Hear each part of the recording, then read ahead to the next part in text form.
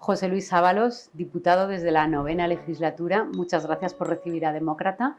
Estamos en periodo de campaña, la legislatura fue interrumpida por el adelanto electoral. Aprovechando, ¿qué balance hace usted de la legislatura habiéndolo vivido en las Cortes? Pues depende cómo lo enfoquemos, ¿no? Efectivamente, merecería varios enfoques, todos ellos de una importante trascendencia porque hemos vivido una legislatura histórica, evidentemente. La pandemia ha sido un fenómeno histórico, totalmente excepcional, que ha marcado toda la legislatura. Yo le diría que solamente con hacer frente a la pandemia hubiera justificado el sentido de la legislatura, ¿no? Sobre todo porque no ya por el impacto sobre la población y lo que supuso para la salud, para la seguridad, para el cambio de vida, sino porque además eso generó toda una actividad normativa desconocida. No teníamos ningún manual previo sobre ello, de cómo afectar a toda la convivencia en general, ¿no? a la prestación de los servicios públicos, al abastecimiento de la población, al empleo en general, a toda la economía y a la propia sociedad. Cómo intervenir sin que ésta se cayera. Yo desde el Ministerio de Transportes, un ministerio que enfocado a la movilidad, ¿no? ¿Cómo lo restringes? O sea, tienes que invertir completamente tu propia misión sin que ello suponga un descalabro o un desmonte de un orden que de alguna forma es muy complejo porque intervienen elementos, digamos, normativos, pero también de orden social, convivencial. Y todo esto, intervenir sobre ello sin que se cayera el modelo, yo creo que eso es muy importante. Y haber superado la pandemia, haberla superado además con la colaboración de la ciudadanía, que yo creo que es lo más importante que hay que destacar. Esto fue una obra colectiva, una gesta colectiva, cargada de épica, porque está cargada de sufrimiento, de resignación, de sacrificio, de disciplina, de compromiso, y todo eso no lo podemos pasar por alto. Y le diría que con eso justifica más que una legislatura. Pero sin embargo, la propia pandemia no fue óbice para frenar, aparcar la agenda progresista de cambio que teníamos comprometida. Por ejemplo, en ese contexto tan difícil y con unos recursos enfocados claramente a luchar contra la pandemia, se aprobó el ingreso mínimo vital. Cuando uno tiene perspectiva histórica de lo que supone esta medida, que yo en los años 80, que estaba en esa época coyunturalmente en servicios sociales, era un debate teórico impensable para España. Y lo conseguimos en un contexto de crisis impensable. Hoy es un derecho que tiene que perfeccionarse, que tiene que hacerse más accesible, lo que se quiera. Pero hoy es un derecho. Y en todo este tiempo, como digo, una actualización de las pensiones, como nunca en la historia, también justificaría por sí mismo una legislatura. Y muchísimas de las medidas que hemos enfrentado, la ley de eutanasia, en lo que tiene que ver de la dignidad de la vida, porque la vida también es morir y exige también dignidad. En fin, se han aprobado tantas cosas. Meritxell Batet, la presidenta de la Cámara, mencionaba en su discurso de las jornadas de la Asociación de Periodistas Parlamentarios la fuerte polarización que han vivido las Cortes en esta legislatura. Señor Ábalos, usted que lleva, como decía, muchas legislaturas a sus espaldas, ¿realmente ha habido un impacto de esa polarización en esta legislatura o ya viene de atrás? ¿Cómo ha notado usted Viene de esa atrás, evolución? como le digo, ¿no? Hay una actitud de la derecha conservadora española muy patrimonialista con respecto del poder. Cada vez que la izquierda, en este caso el Partido Socialista o el Español, gobierna, siempre se le tilda de ocupa, ¿no? Siempre es una ocupación forzada y por lo tanto parece que el orden natural obliga a que la derecha vuelva a gobernar. Es verdad que en la historia de España la derecha ha gobernado prácticamente siempre, salvo excepciones que siempre acabaron por otra parte ciertamente mal, con mucho sufrimiento. Tienen esa costumbre, por lo tanto siempre hemos visto, y muy especialmente cuando han podido recomponerse, el tono de agresividad y de polarización social. Lo que ocurre es que nunca se había tildado de ilegítimo a nadie. El gobierno de coalición parece ser que fue para el poder efectivo, digamos, fáctico del país, una línea roja. Introducir en la gobernabilidad a actores a la izquierda del Partido Socialista parece ser que era una línea roja no expresa, pero que los poderes fácticos no iban a admitir. A mí también, desde el punto de vista parlamentario, ya que el medio tuyo es muy parlamentarista, especializado, efectivamente, siento como que, en fin, que en eso han cambiado mucho los tiempos. Mira, yo cuando me inicié como diputado, la tribuna nos impresionaba.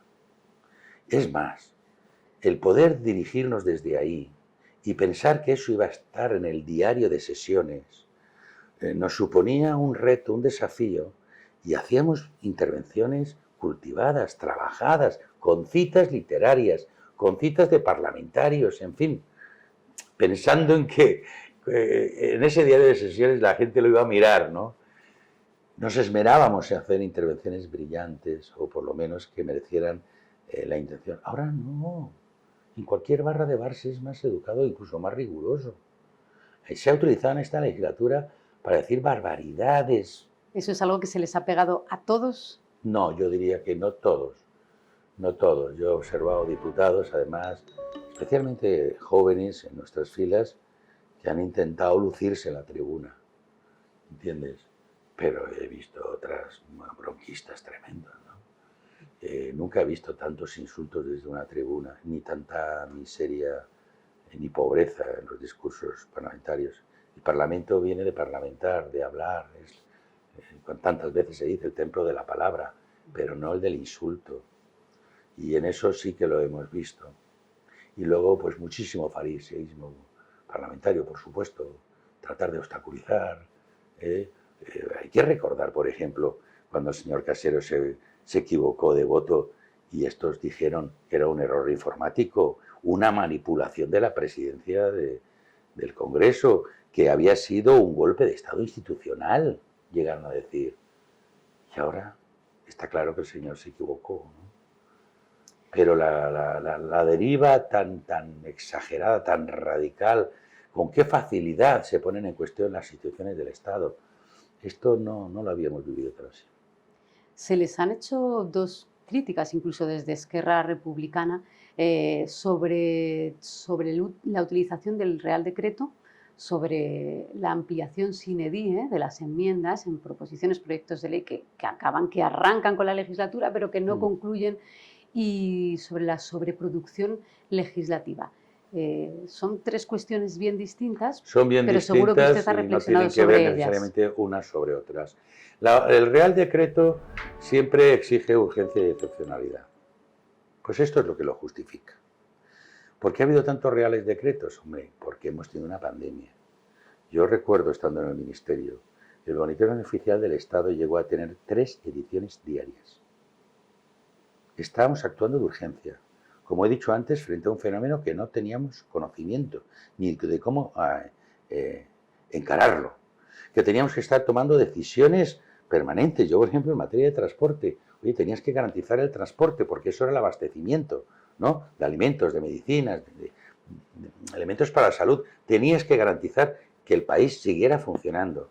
Pero claro, para eso tenías que permitir el transporte, pero los transportistas tienen que ir al baño, las gasolineras estaban cerradas, teníamos que obligarles a abrir los baños, pero alguien los tenía que limpiar, ellos no estaban por la labor, tenían que comer, en algún sitio tenían que parar, estaban con restricciones la hostelería, tenían que dormir también, habilitar la posibilidad de dormir. En fin, todo esto nos obligaba a estar produciendo muchas normas. Algunas simplemente tenían un carácter de orden, no de decreto ministerial, pero algunas otras exigen el Real Decreto. Y entonces la mayor parte de la producción tiene que ver con las razones excepcionales que vivimos, con la pandemia, pero más tarde con la afectación de la guerra también, que hubo que reaccionar rápidamente también en los temas de energía, en los temas también que tienen que ver con la inflación, mantener el poder adquisitivo de la gente. Claro que hemos recurrido, pero las razones de urgencia y de excepcionalidad que requiere un Real Decreto así lo justifican. No se quedó atrás el gobierno de Mariano Rajoy en producción de reales decretos. Y en aquel momento ni habían esas razones de excepcionalidad ni de urgencia, como así incluso el Tribunal Constitucional dictaminó en algún caso, y ellos tenían mayoría absoluta para hacerlo por otra vía. Y utilizaron todos los recursos simplemente para desmontar toda la obra progresista de los gobiernos de Rodríguez Zapatero. En cuanto al tema de las enmiendas y tal, bueno, esto es un clásico en la vida parlamentaria. El aplazamiento de los plazos de enmiendas. Oye, que te aplacen también, los plazos no quiere decir que obstaculicen el logro de tu proyecto o de tu proposición, porque posiblemente no vaya a salir si no hay enmiendas. O sea que la posibilidad de crear un proyecto, una proposición, cuando se hace desde la minoría, tiene más posibilidades cuando hay acuerdos con otras formaciones políticas. Si no, digamos, te puede salir, pero será testimonial porque sale derrotada. En eso estamos acostumbrados a un juego parlamentario. Desde la oposición se hablaba de de una sobrecarga legislativa. Sí. Pues mira, yo creo que en eso hay que ser autocrítico. Y creo que hemos tenido demasiada, como te decía antes.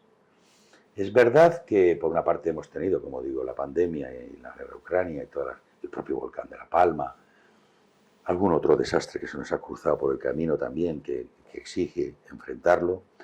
Pero como digo, también no hemos renunciado a la agenda de transformación, aquella que ha extendido los derechos y las libertades, que es también característico de cualquier periodo de gobierno socialista o de izquierda. Y posiblemente ahí, como decía antes, hayamos hecho tanta producción que no ha habido una capacidad de asimilación o casi de digestión de toda esta obra, lo cual en parte ha beneficiado a nuestros propios detractores, porque no ha habido capacidad para poner en valor muchas de estas medidas. El reglamento, Cristina Narbona también recordaba las jornadas de la Asociación de Periodistas Parlamentarios, el reglamento del Senado, del Congreso, que se ha quedado pendiente. Desde su experiencia parlamentaria, ¿tocaría, retocaría, abordaría alguna cuestión reglamentariamente? Yo haría, en fin, hablando ya así con absoluta libertad y con un criterio personal, yo creo que la institución merece una gran reforma, pero una gran reforma, porque seguimos teniendo un modelo muy decimonónico, ¿no? Muy de lo que era el Parlamento de hace muchos años. No responde a la realidad actual, a la comunicación, en fin, a las posibilidades que hoy se nos prestan desde el punto de vista del conocimiento, de la información, de la tecnología, en fin, incluso te diré hasta de la credibilidad. Hay cosas que por ejemplo, pues que votamos pues todos juntos, pues la gente dirá, ¿y pues para qué con que vote uno, no? Es decir, yo creo que todas estas cuestiones deben ser abordadas en los procedimientos. Muy interesante. Y el Senado, desde luego, lo que tiene que hacer es cumplir con su misión constitucional, que es la representación territorial. No puede ser una Cámara de segunda lectura.